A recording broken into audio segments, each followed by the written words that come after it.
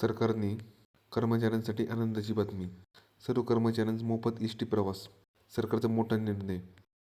महाराष्ट्र राज्य मार्ग परिवहन महामंडळ कर्मचारी स्टेट बँक अपघाती विमा कवच लागू करण्यास बँकेत समाज कटार आला आहे.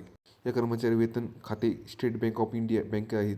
अशा कर्मचाऱ्यांना कामगार असं किंवा नसताना दोन्ही प्रकल्प अपघाती झाले विमा कवच लागू करण्यात येणार आहे. त्यामध्ये वैयक्तिक अपघात निधी झाल्यानंतर 1 कोटी पूर्ण अपंग आलेल्या 80 लाख रुपयांपर्यंत विमा देखील जाणार आहे. एस टी सेवेतून निवृत्त झालेल्या कर्मचाऱ्यांना व त्यांच्या पत्नीला वर्ष एस टी मोफत प्रवास देण्याची घोषणा मुख्यमंत्री एकनाथ शिंदे यावेळी केली.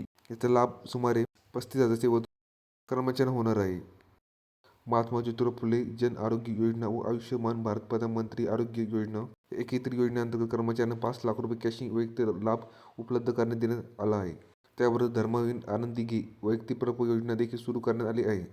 या दोन्हीपैकी एक योजना निवड पर्यायी कर्मचाऱ्यांना. उपमुख्यमंत्री एकनाथ शिंदे यांनी म्हणाले, सामान्य जीवनातील सरळ एस टी बसवण्याच्या माध्यमातून लोकांना अपेक्षित अशी चांगली सेवा मिळाली पाहिजे. पगारासोबतच बस देखील स्वच्छ पाहिजे. स्वच्छ विश्वास कक्ष आणि स्वच्छ प्राधान्य पाहिजे. एस टी माध्यमातून कार्यसेवा करण्यास भर देण्याचे आवाहन उपमुख्यमंत्री यांनी केले. बसस्थानक बस स्फोट झाले पाहिजे असे एस टी अधिक फायदा यासंदर्भात अभ्यास करावा.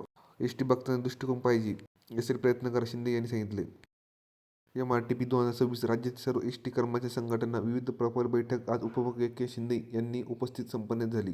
या बैठकीत एस टी कर्मचारी महत्त्वपूर्ण योजना घेण्यात आला आहे.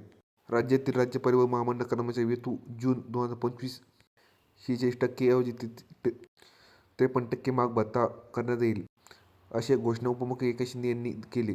महामंडळ कर्मचारी महत्त्वपूर्ण जन आरोग्य योजना किंवा धर्मवीर दिघे योजना प्रत्येक योजना यापैकी एक निवड पर्याय 1 कोटी अपघात विमा कवच लागू करणे तसेच सेवारत कर्मचाऱ्यांना मोफत प्रवास 9 ऐवजी 12 महिन्यात देण्याचे निर्देश उपमुख्यमंत्री जारी केले.